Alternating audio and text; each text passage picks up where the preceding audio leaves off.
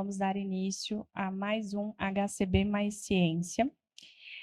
O HCB Mais Ciência, ele é um evento promovido pelo Hospital da Criança de Brasília, José Alencar, e ele consiste em uma série de palestras, discussões em formato de webinário, com periodicidade mensal, as quais visam discutir temas relacionados a grupos e linhas de pesquisa, dando visibilidade à expertise das áreas de cuidado assistencial do nosso hospital, e que incorporam resultados das atividades de pesquisa e de ensino do HCB.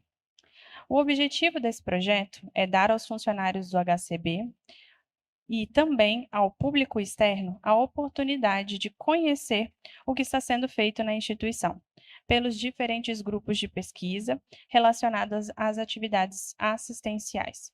E considerando que o mês de abril ele tem uma data muito importante, né? É uma data relacionada ao Dia Mundial de Conscientização do Autismo, é que nós definimos o tema da palestra de hoje. A nossa ideia é realmente ter esse bate-papo e trazer um pouco do conhecimento científico dentro dessa área, relacionando com o que nós temos de atendimento hoje na nossa instituição. E para falar de um tema tão importante, que é o autismo, nós convidamos hoje a doutora Janaína Monteiro Chaves. Ela é médica pela Universidade Estadual de Ciências da Saúde de Alagoas, especialista em pediatria, neurologia infantil e neurofisiologia pela Secretaria de Saúde do Distrito Federal, médica do Governo do Distrito Federal pela SESDF, coordenadora do Serviço de Neurologia do Hospital da Criança de Brasília e supervisora da Residência Médica em Neurologia Pediátrica do Hospital da Criança de Brasília. Então, com a palavra, a doutora Janaína. Obrigada, boa tarde. Eu queria agradecer o convite de estar conversando um pouquinho sobre autismo, nesse momento em que a gente acabou de comemorar, né, o Dia de Conscientização sobre o autismo. A gente ter esse espaço aqui dado pela Direção de Ensino e Pesquisa para a gente debater um pouco o assunto. Deixa eu passar aqui um pouquinho. Eu achei até uma apresentação de 2019 em que falava que a previsão aqui de 40 crianças, uma teria o diagnóstico de transtorno do espectro autista.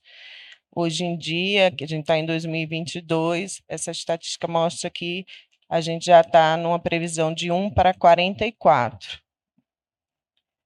E o que é o autismo, né? A gente precisa conhecer o autismo, né? O conhecimento é poder, utilizar a parte do tempo da gente para educar alguém sobre autismo. Ele não precisa de defensor, a gente precisa de educadores, de pessoas que tentam, mesmo aquelas que não convivem com crianças portadoras de autismo, com pessoas portadoras de autismo, principalmente os da área de saúde, que eles tenham o conhecimento e consigam transmitir esse conhecimento para a população geral, já que a gente está vendo que cada vez mais aumenta o número de casos de diagnósticos. A gente queria tocar um ponto importante aqui para começar a aula, que não existe um marcador biológico ou exames laboratoriais que confirmem o diagnóstico do autismo. O diagnóstico é feito com base na observação clínica, comportamental e mental do paciente. Então, isso é uma questão muito importante, porque a avaliação clínica ela tem que ser feita de uma maneira especializada, às vezes usando instrumentos, né, de observação qualificados, para que a gente tenha um diagnóstico preciso. Infelizmente, termina tendo um atraso no diagnóstico, né? Porque quando a gente tem um exame que a gente faz, uma ressonância, um eletro, e fala, às vezes a gente vê os pacientes falando assim, a gente está esperando o eletro, a gente está esperando um exame auditivo, mas esses exames eles fazem parte da pesquisa de outras desordens que possam estar afetando o desenvolvimento da criança, mas o diagnóstico de autismo é dado pela observação clínica. Então, essa observação clínica é de suma importância, né? Desde lá, de muito cedo no desenvolvimento da criança, Muitas vezes, os pais notam alguns detalhes e isso vai passando meio despercebido, né, pela comunidade, pela atenção de saúde. Os próprios pais, às vezes, não têm aquela vivência do desenvolvimento da criança adequado. Muita gente fala, é o tempo da criança, vamos esperar. Mas o ideal é que a gente esteja, todo mundo, né, muito bem educado sobre sinais de alerta para autismo. Então, a gente fala que aos 6 meses já tem alguns sinaizinhos, né, que a gente pode observar no desenvolvimento da criança, principalmente o contato visual. A visão da criança ela vai desenvolvendo com o tempo, então, principalmente aquela criança que está sendo amamentada, ela observa a mãe, ela mantém aquele contato visual, ela faz expressões faciais, e às vezes a criança que é portadora de autismo, ela não tem esse contato, ele é um contato muito limitado. Aos 9 meses, a gente já pode observar uma pouca troca de sons, que a gente já espera a criança balbuciando mais, sorrindo, fazendo expressões faciais, e a gente, às vezes, tem um bebê mais quietinho. Aos 12 meses, a gente já esperava, né, que a criança balbuciasse bastante, já começando um mamão, um papá, mas ela não faz, ou ela tem, você nota que ela tem poucos gestos, como apontar, acenar, pouca resposta ou nenhum ao nome. Então, às vezes é a qualidade, né? A criança, os pais falam, às vezes ela olha quando é chamado, mas a maioria das vezes ela tem dificuldade em olhar. Então, isso é um alerta. Aos 16 meses, a gente já espera que a criança esteja falando algumas palavras. E, muitas vezes, nessas crianças, a gente não tem o desenvolvimento da linguagem expressiva. Com 2 aninhos, a gente já espera que ela esteja formando pelo menos 2 frases com 2 palavras, né? E, por muitas vezes, a criança ainda não faz. E os pais se preocupam, mas às vezes a gente ouve aqueles comentários, é o tempo da criança, vamos esperar um pouquinho. E hoje em dia a gente entende que, nesse momento, a criança já tem que ser avaliada. A gente tem sinais de alertas que servem para todas as idades. Por exemplo, às vezes a criança já tinha uma fala, balbuciava, e ela perdeu habilidades sociais, ela evita agora o contato visual, ela tem uma preferência para o isolamento. Não precisa ser aquela criança que não interage, mas ela sempre procura mais o isolamento. Ela tem dificuldade em entender o sentimento de outras pessoas. Então, às vezes, uma pessoa está chorando, demonstrando uma tristeza, e a criança não entende aquela emoção do outro, e a linguagem se mantém atrasada. Ela pode apresentar uma repetição persistente de palavras ou frases, que é o que a gente chama de ecolalia, um apego à rotina, né? Ela gosta de estar em casa com aquelas mesmas pessoas, quando foge desse círculo, ela tem dificuldade em aceitar, interesses restritos com brincadeiras, com objetos, faz alguns comportamentos repetitivos, às vezes em tarefas do dia a dia, como o prato que usa, o copo que usa, a aceitação de alguns elementos assim do dia a dia, além de alguns comportamentos repetitivos, às vezes até motores, né, de balançar, de bater palma, de pular. Ela também pode ter reações incomuns às sensações, né, sejam elas sons, cheiros, sabores, texturas, luzes, cores. Então, temos aquelas crianças que não toleram barulho, porque o nosso cérebro está sempre modulando toda essa parte sensorial, né, que entra para a gente o tempo todo, a nossa audição, a nossa visão, a gente está sempre sendo estimulado, e o nosso cérebro é como se fosse um filtro. Então, essas sensações elas têm que ser moduladas, senão elas vão entrar de uma maneira que perturbe o nosso, e desorganize o nosso dia.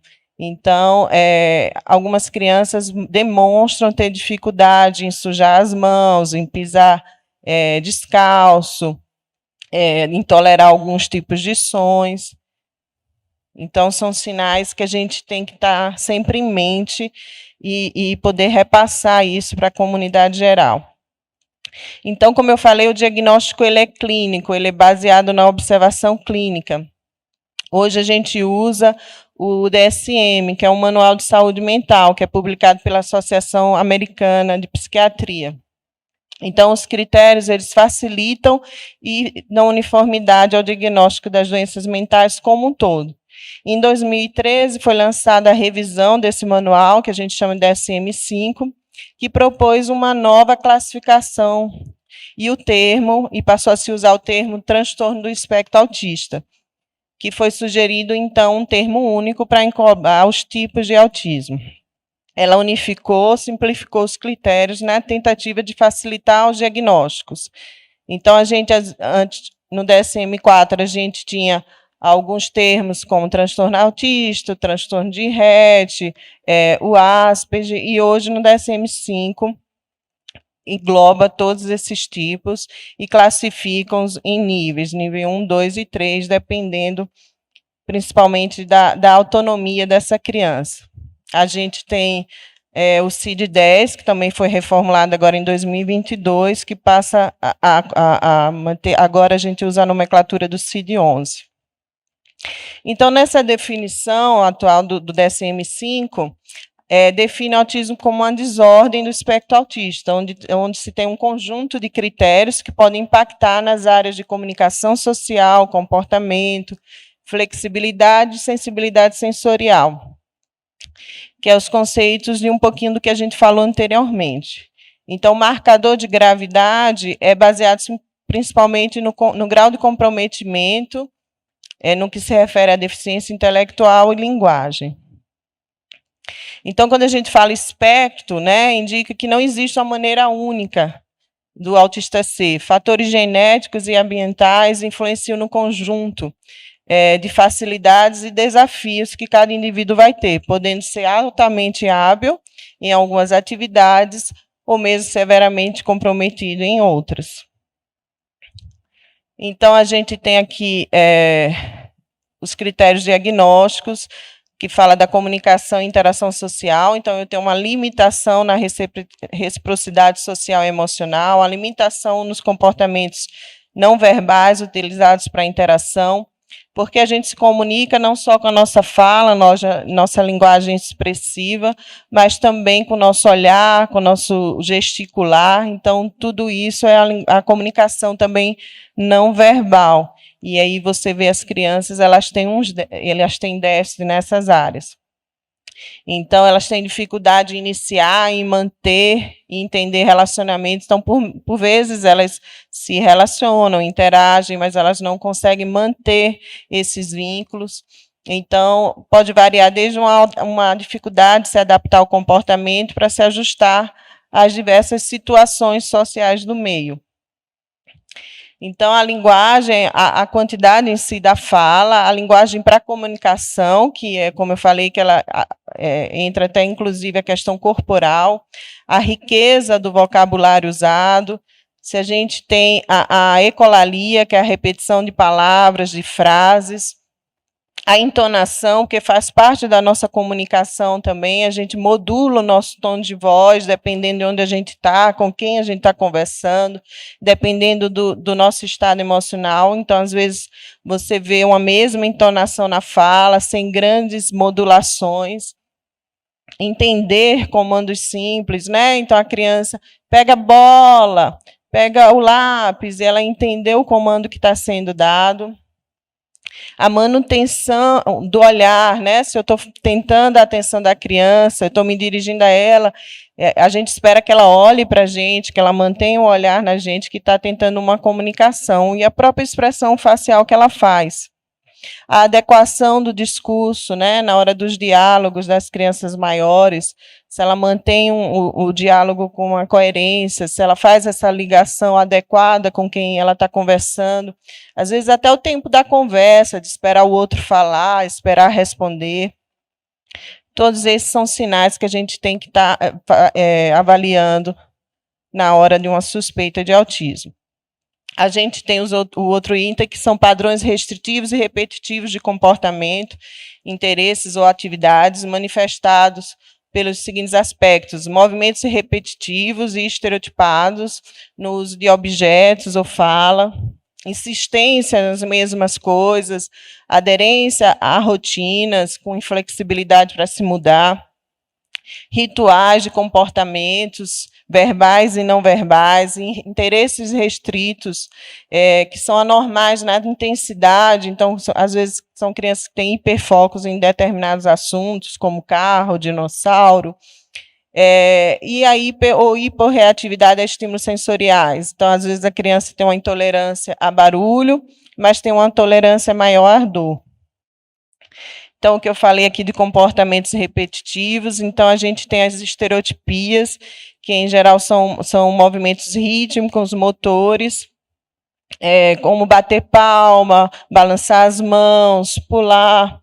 Lembrando que, assim, quando a gente fala lá dos critérios clínicos, você tem uma série de critérios que você vai pontuando, observando na avaliação dessas crianças. Porque, assim, alguns itens, se isoladamente, não vão acontecer só no autismo. Por exemplo, estereotipias, ela não é única do autista. Crianças com o desenvolvimento até 3 anos, um cérebro mais imaturo, elas podem ter estereotipias. Crianças com algum grau de deficiência intelectual também podem ter estereotipias. Então, ela não é inerente do autista, mas quando ela está presente junto com outros critérios clínicos, abre o nosso olhar para o diagnóstico. As autoagressões, né, as crianças, elas às vezes se machucam ou batendo a cabeça, ou se arranhando, se beliscando, trazendo um prejuízo para ela. As compulsões, aquela necessidade de organizar, de arrumar. Então, às vezes, você vê aquelas crianças enfileirando, empilhando os brinquedos. Os rituais, que falam muito das atividades diárias, né? Eu sempre vou comer e me sinto na mesma cadeira, do mesmo lado, assisto televisão do mesmo lugar. Essa uniformidade, esse apego a certas rotinas. Eu sempre faço aquele caminho para ir para a escola, eu encontro a mesma professora sempre, o mesmo terapeuta. Então, quando isso muda, causa uma desorganização na criança. Os comportamentos restritivos, que é esse que é o hiperfoco. Então, eu assisto o mesmo filme, eu quero a mesma música várias vezes. Às vezes, aquele objeto, eu estou sempre com aquele ursinho na mão, ou aquele paninho, né? Aquele comportamento fixo naquele objeto. Os tiques, eles podem acontecer também e se misturam um pouquinho com as estereotipias, que são movimentos mais abruptos, rápidos, que podem acontecer principalmente nas crianças maiores. Eles vão desde tique motores, em que às vezes faz um piscar do olho, um movimento do braço, até tiques vocais, onde a gente vocaliza. E a catia é aquela coisa de levantar, de inquietação. E, às vezes, eles fazem aqueles passos marcados andando. Isso tudo são critérios, são comportamentos repetitivos. Essa questão do estímulo sensorial, que a gente já falou anteriormente, né, que é uma modulação inadequada do sistema nervoso central aos estímulos sensoriais. Então, essas crianças podem ter, inclusive, fascínio visual por luzes, objetos que rodam, que giram, e as respostas adversas a ações, texturas, cheiros, ou mesmo indiferença a dor, calor, frio. Então, os sintomas, eles devem estar presentes nas primeiras etapas do desenvolvimento, às vezes não tão marcados, mas quando uma demanda social pressiona mais, aí você vê eles aflorarem a criança maior, né? Porque a criança maior, às vezes, elas criam algumas estratégias para mascarar esses quadros. E é necessário que esses sintomas causem prejuízo, né, significativos na área social, ocupacional, áreas importantes do funcionamento do paciente. E esses distúrbios não são melhores explicados só por uma deficiência cognitiva ou um outro atraso global do desenvolvimento. Então, como eu falei hoje, a gente classifica como nível 1, 2 e 3, onde 1 é o leve, é uma criança que precisa de menos suporte, E o tipo 3, o nível 3 seria o severo, onde a criança vai precisar de um maior suporte e apoio. Essa classificação ela é muito baseada no comprometimento intelectual e da fala. Aqui, a gente pontuar outras condições de saúde que podem acompanhar o TEA, como os transtornos gastrointestinais. Então, essas crianças, elas têm muito quadro de constipação crônica, de dor abdominal, de refluxo gastroesofágico, até de doenças inflamatórias. Problemas alimentares, de 7 a cada 10 crianças, os transtornos do espectro autista, elas podem abrir um quadro de epilepsia. Os distúrbios de sono são muito frequentes, 4 em cada 5 crianças têm queixas relacionadas ao distúrbio do sono e que impactam também no funcionamento dessa criança. Sintomas psiquiátricos como depressão, toque, esquizofrenia, destacando aqui a ansiedade. 42% das crianças com diagnóstico elas podem ser ansiosas, têm um transtorno de ansiedade. E o próprio TDAH, que é o transtorno do déficit de atenção e hiperatividade, que pode estar associado ao TEA em 30% a 60% dessas crianças. Então, fazendo o diagnóstico e a importância desse diagnóstico precoce para a gente instituir uma programação com intervenção o mais cedo possível, que hoje a gente sabe que os resultados eles vão ser melhores quando instituídos de uma maneira precoce. Então, antes mesmo de um diagnóstico fechado, muitas vezes a gente já encaminha para as intervenções, para que o resultado seja mais favorável para essa criança.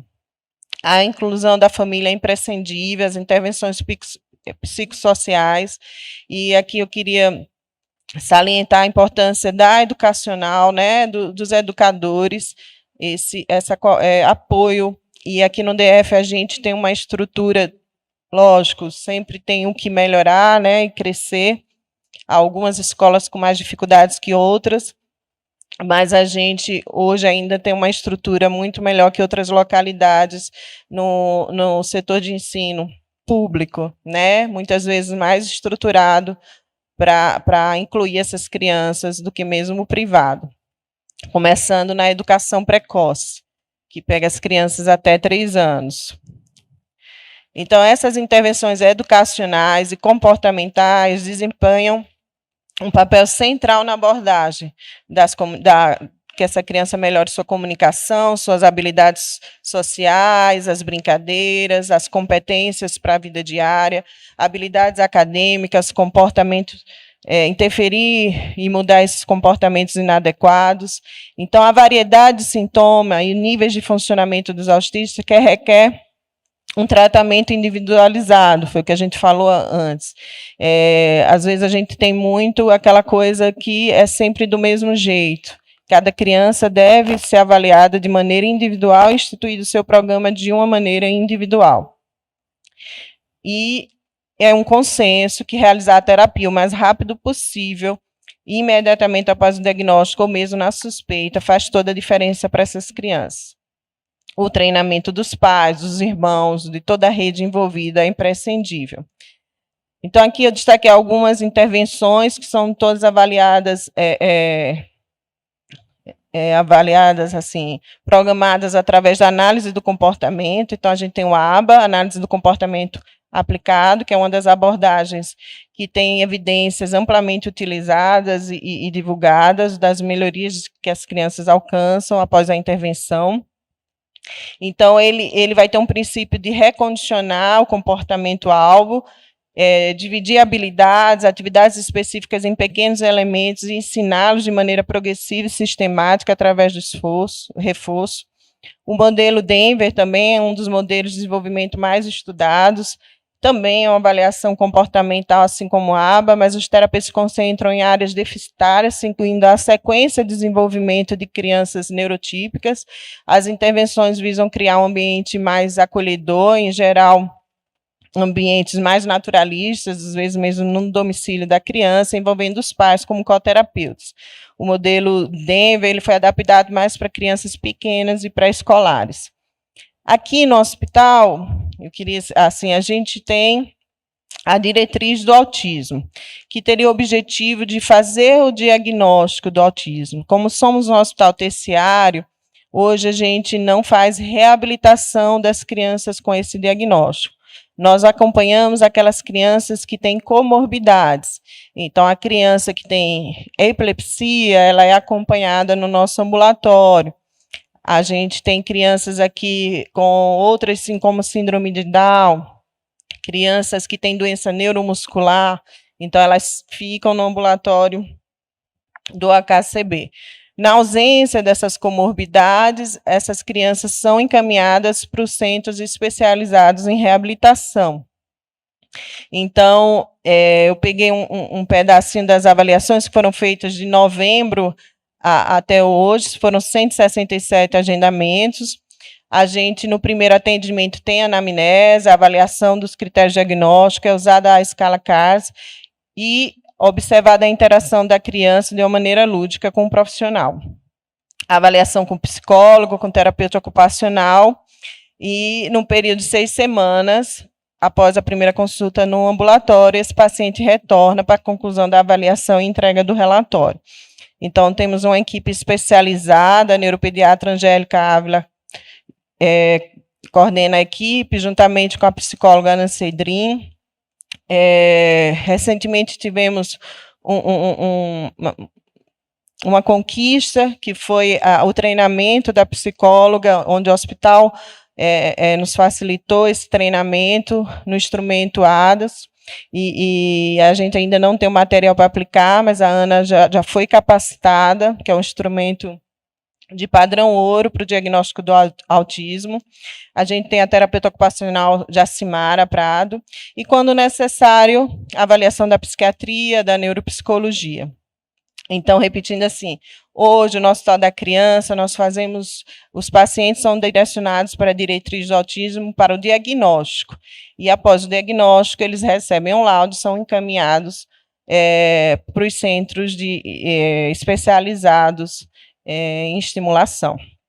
Então, nesse total de agendamentos realizados, 44 avaliações foram concluídas e 19 já estão terminando de serem feitas. Então, só citando um pouquinho sobre o tratamento medicamentoso, que ele nem sempre é necessário. Em alguns quadros, nós utilizamos a intervenção medicamentosa. Hoje a gente usa muito o aripiprazol e o risperidona. São remédios usados em outros tipos de desordem, mas que ele é aprovado para o uso no transtorno do espectro autista. A melatonina vem sendo amplamente utilizada e cada vez mais estudada, com efeito muito importante em tratar os distúrbios de sono e insônia, principalmente em induzir o início do sono.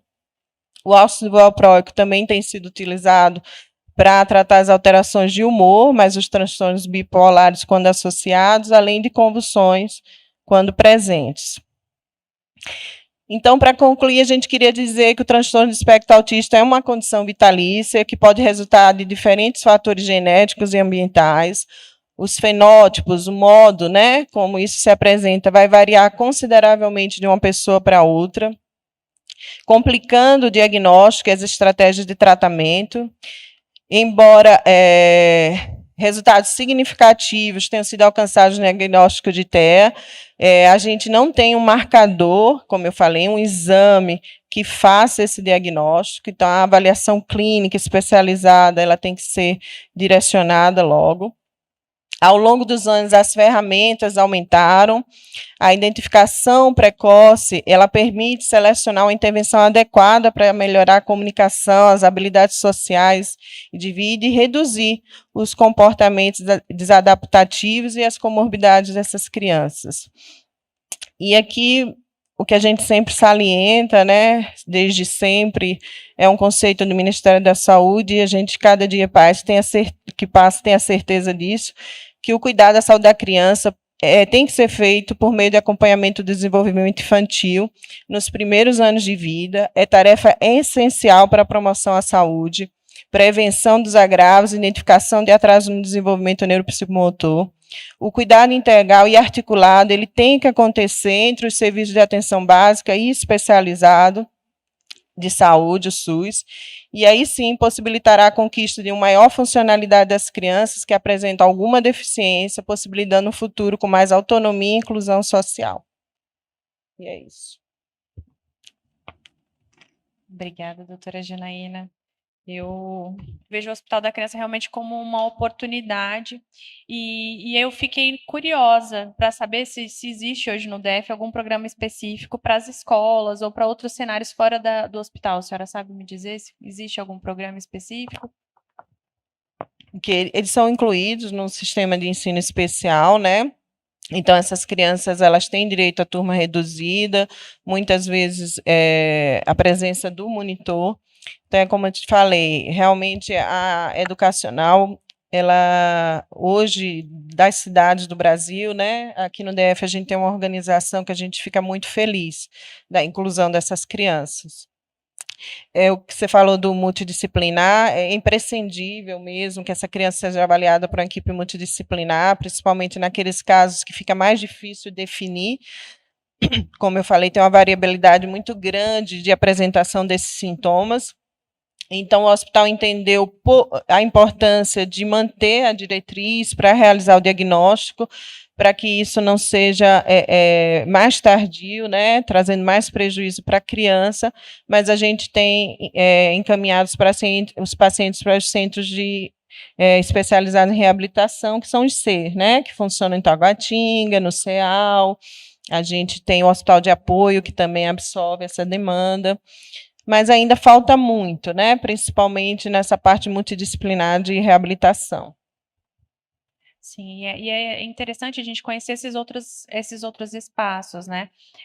Eu fico pensando realmente nesse momento do diagnóstico, a gente sabe que o primeiro momento da mãe e da família, eu acredito, seja essa preocupação de para onde ir a criança, de onde começar esse fluxo, e a gente sabe que hoje o Hospital da Criança, ele não é porta aberta, né, doutora? Então, se puder dizer mais ou menos como seria o fluxo dessa criança, para onde ela procurar.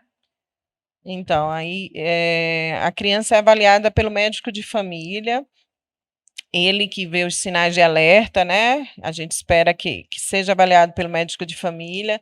Se ele achar que tem necessidade, ele vai encaminhar para o pediatra, que tem condição de fazer esse diagnóstico também. E naqueles casos mais difíceis, com mais dúvida, ele encaminhar para a neuropediatria. Então, isso é feito através da regulação de vagas ambulatoriais. Nós recebemos tanto pela regulação, pela marcação pela neuropediatria, mas como estamos dentro de um hospital de cuidado integral à criança, às vezes a criança, como eu falei, tem outras comorbidades, entra pela gastro, né, com uma questão de constipação, de uma queixa intestinal, e é observado nessa avaliação alguns sinais de alteração do desenvolvimento, então ela também é conduzida pela avaliação da neuro e pela diretriz do autismo. Mas, em geral, pela marcação, pela regulação. Mas primeiro passa pelo pediatra, porque muitas vezes as pessoas falam, tiraram meu nome da lista, né? Porque foi encaminhado para a neuro, porque às vezes a regulação faz essa triagem, passa primeiro para a avaliação da pediatria, que se achar em condição de fechar o diagnóstico, já fecha, senão ela vai encaminhar novamente para a neuropediatria. E é bom esclarecer isso, né, doutora? Porque eu sei que, como o diagnóstico é a primeira parte, a maior parte das dúvidas mesmo, de como é o fluxo, como funciona, né? As mães em casa possivelmente vão ficar atento no processo de desenvolvimento dessa criança, em termos de saber o que cada etapa ela deve conseguir, né? E quando tem alguma percepção de que isso está diferente do esperado, onde ela deve buscar. Né? E talvez a caderneta da criança seja um lugar de consulta, né? Para essa mãe de saber dos marcos desenvolvimentais. A gente tem, quem sabe a senhora tem outra indicação, né, de referência para as mães a respeito desse tipo de informação que ela precisa ter ou conhecer sobre o desenvolvimento do próprio filho. A gente tem que realmente usar a caderneta, né? A gente, os profissionais de saúde, os pais, as mães, porque lá tem um conteúdo muito rico que é pouco utilizado, né, pela população geral, mesmo os profissionais de saúde. Então, a gente tem que ler mais, que lá tem várias, do que a gente espera, várias dicas do que a gente espera dos marcos do desenvolvimento das crianças. E aí já nos traz um alerta quando a gente vê que não está compatível com o que a gente esperava. E aí procurar ajuda especializada. Eu queria até dar um adendo sobre a questão do acompanhamento, porque, como eu falei, as crianças, mesmo avaliadas e realizados o diagnóstico, às vezes a gente vê uma ansiedade que o paciente ele vai se manter no hospital da criança, né, após o diagnóstico. Mas como a gente entende que após o diagnóstico o momento é mais de intervenção, né, multidisciplinar, e por sermos um hospital de um nível terciário, não temos condição de fazer a reabilitação, então a gente encaminha. Mas alguns pacientes ficam quando têm comorbidades. Então, hoje, os pacientes eles são acompanhados, em geral, na pediatria mesmo. Os casos mais moderados, eles são acompanhados no COMP, com a psiquiatria de lá, e a neuropediatria. E os casos mais graves, eles são encaminhados para acompanhamento na psiquiatria no CAPSI. Interessante. E isso é importante, né? Tá reforçando sempre. E considerando que esse tema ele é, né, tão importante que deu origem a um dia mundial, que mensagem a senhora deixaria, né, a respeito desse tema especificamente? O que a gente precisa avançar para conseguir trazer mais cuidado e acompanhamento para essa população especificamente? É o que eu falei na conclusão e inicialmente. Primeiro, a gente precisa se educar, entender muito bem sobre o desenvolvimento da criança, né? Saber ouvir, principalmente como profissionais de saúde, agente de saúde, a enfermeira, né, do postinho, o médico de saúde da família, sobre o desenvolvimento, a família entender quando tem uma ansiedade ali da mãe, que tá achando que o olhar da criança não está adequado, que ela não interage como ela esperava. E o atendimento na atenção básica cada vez mais ser mais acolhedor, conseguir acompanhar essas crianças de uma maneira eficaz, encaminhar quando há necessidade de uma avaliação mais especializada, porque a gente realmente precisa do diagnóstico precoce para realizar uma intervenção precoce e melhorar a qualidade de vida dessas crianças. Eu acho que é isso, doutora. Eu agradeço muito a participação, de ter aceitado o nosso convite, de estar aqui com a gente. A gente fica muito feliz, até porque é um tema de extrema importância.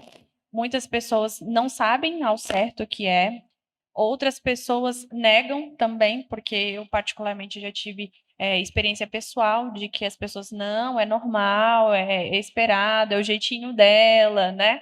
E acabou atrasando o diagnóstico e também a potencialidade da criança, né, de estar se desenvolvendo, né? Então, esse tema realmente é muito importante de alertar a população, alertar outros profissionais de saúde que estão lá na ponta, que vão receber essa criança primeiro. E também aos pais, né, para estar atento, usar a caderneta. Essa parte de usar a caderneta eu concordo muito. Tem tanta informação, tanta coisa rica dentro da caderneta. Ela é uma fonte de comunicação entre os profissionais também, porque a gente anota informações lá. Então, realmente é algo muito importante que a gente precisa estar discutindo e estar aberto para isso mais vezes, né? Então, eu fico muito feliz.